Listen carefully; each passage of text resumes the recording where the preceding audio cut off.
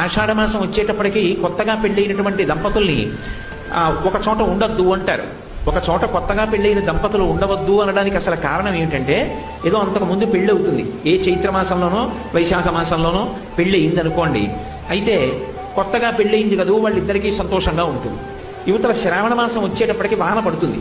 ఈ వాన పడేటప్పటికి విత్తనాలు చల్లాలి, లేకపోతే పంట రాదు. రైతు తెల్లవారుజామున 3 గంటలకో ఆకాశం మబ్బేసి గాలేసి చినుకులు టప టప పడుతుంటే గబగబా ఇంట్లో పెద్ద ఆయన నాగలి పట్టుకుని పొలానికి పరిగెడతాడు. కొడుకు కొత్తగా పెళ్ళయింది, తండ్రి వెంట వెళ్ళాలి. కానీ కొత్తగా పెళ్ళయింది కదూ, భార్యతో కలిసి పడుకుని ఉండిపోతే అత్తగారికి కోపం వస్తుంది. పెద్ద ఆయన మామగారు వెళ్ళారు, నువ్వు లేచి మీ ఆయన్ని వెళ్ళండి మీరు కూడా అని చెప్పి పంపించద్దా, నువ్వు అలా పడుకున్నావు మీ ఆయనతోటి అంటుంది. ఈ ఒక్క నెల ఆషాఢమాసంలో కానీ వాళ్ళిద్దరూ వేరుగా ఉన్నారనుకోండి, 6 నెలలు తినడానికి కావలసినటువంటి పంట వస్తుంది. అందుకని